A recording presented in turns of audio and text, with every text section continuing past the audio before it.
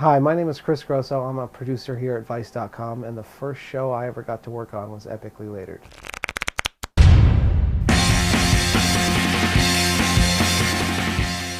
So this episode of Epically Latered is centered around Andrew Reynolds' madness. Andrew Reynolds is obviously, one of the best skaters in the world and has been for a long time. This episode focuses on him trying to film a trick for what was then his upcoming video, Stay Gold.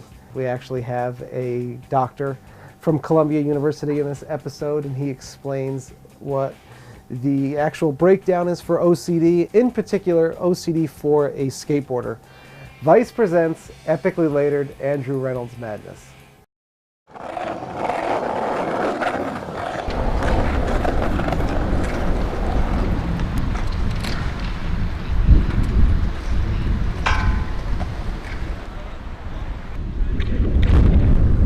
Filming Andrew's madness for Patrick. And he's gonna run up to the top and tap the wall 3 times.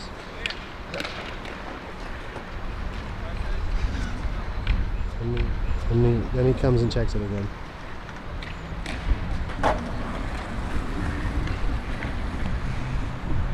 He's gonna say, Lance, Beagle, Mike. Ready?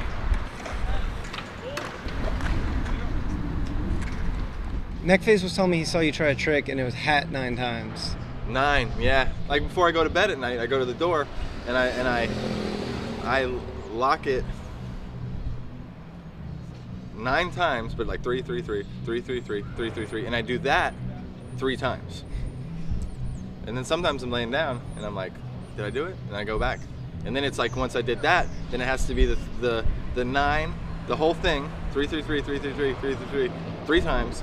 And then if I messed up and did it, then I have to do that whole thing 3 times. You know what I mean? Hi, welcome back to the show. This episode is about Andrew Reynolds. I've said this about every guest so far, but Andrew really is the best skater. There's no one that can skate big stuff like him as stylish as he does.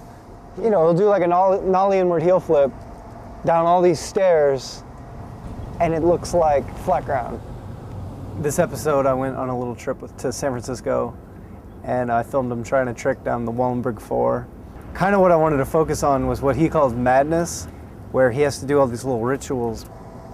It means a lot to me to have a skater like Andrew, talk to me and talk about these weird tics he has, and that's what this episode's about, just the madness episode.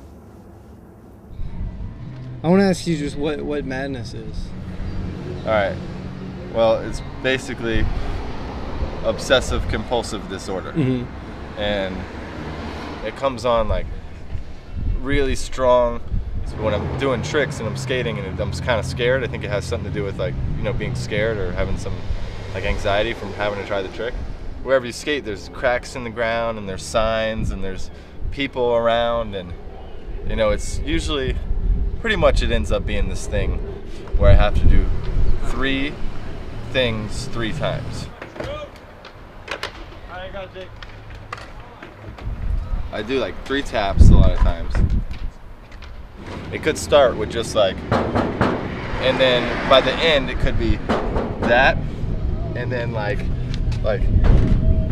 that, and then it could be 3 taps, and then it could be, Patrick, you ready? Tipa, ready? So-and-so, you ready? Back. Tipa, you ready?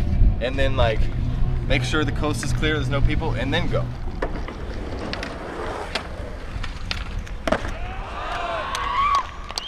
I don't know what it does. I don't even know why I do it, but for me, I think why I do it is because I get all this little bullshit stuff out of the way, and then it's like I'm clear to just go forward and jump down the thing.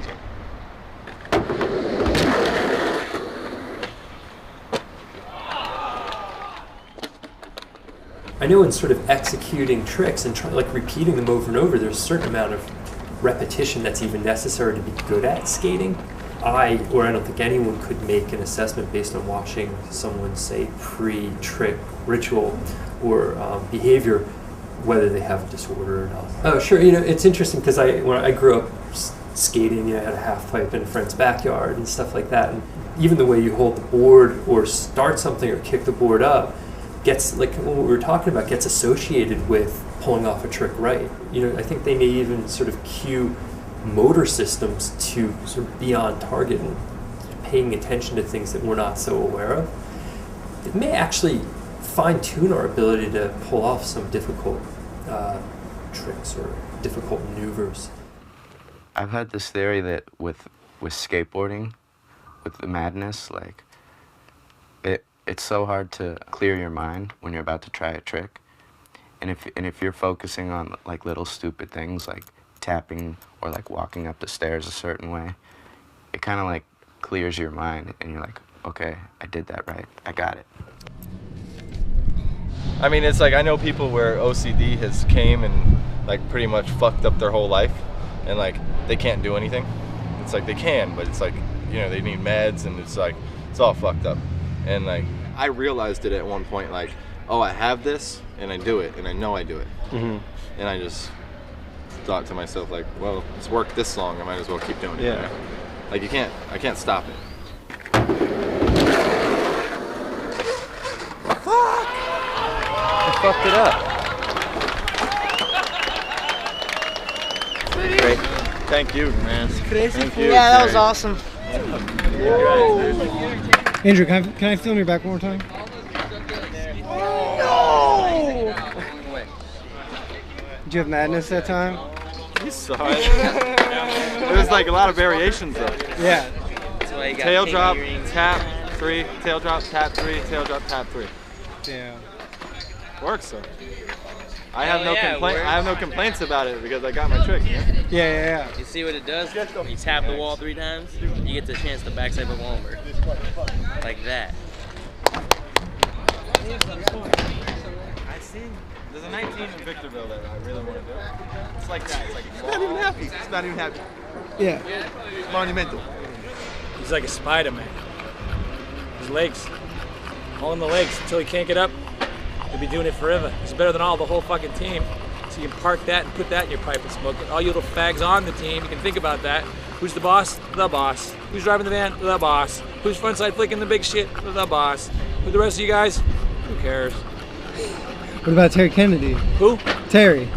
I don't know. You don't. How would you describe Jason Dill to somebody? Jason Jesse's a great vert skater.